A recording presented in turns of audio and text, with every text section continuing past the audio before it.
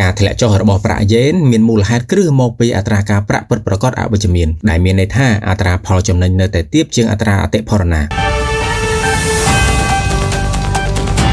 ប្រធានផ្នែកទីផ្សារសម្រាប់ប្រទេសជប៉ុនរបស់ City Group លោក Akino Hoshino បានថ្លែងថាធនាគារកណ្ដាលជប៉ុនអាចនឹងដំឡើងអត្រាការប្រាក់3លើកក្នុងឆ្នាំ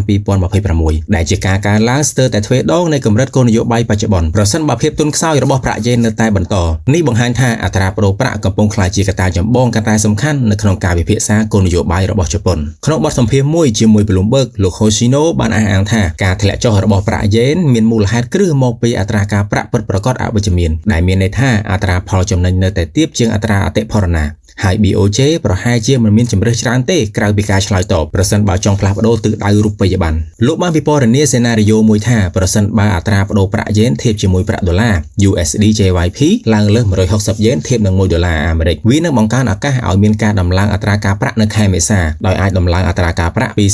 0.25% ទៅដល់ 1% បន្ទាប់មកមានការកើនឡើងបន្ថែម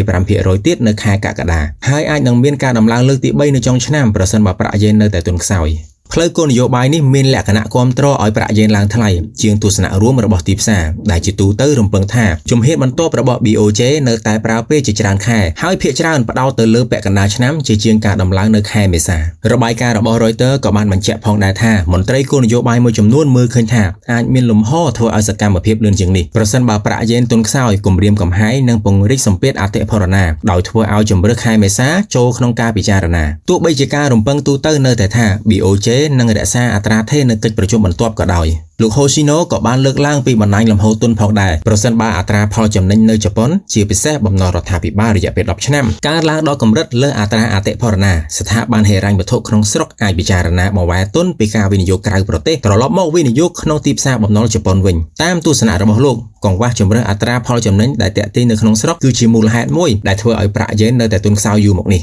សរុបសង្ខេបសេណារីយ៉ូរបស់ City មើលឃើញថាកម្រិតអត្រាប្តូរប្រាក់ USD JYP ជាពិសេសលើស160យេនអាចក្លាយជាកត្តាជាក់ស្ដែងជំរុញឲ្យ BOJ ពន្លឿនការដំឡើងអត្រាការប្រាក់ដែលជាហេតុធ្វើឲ្យលុយយេនមានការឡើងថ្លៃត្រឡប់មកវិញ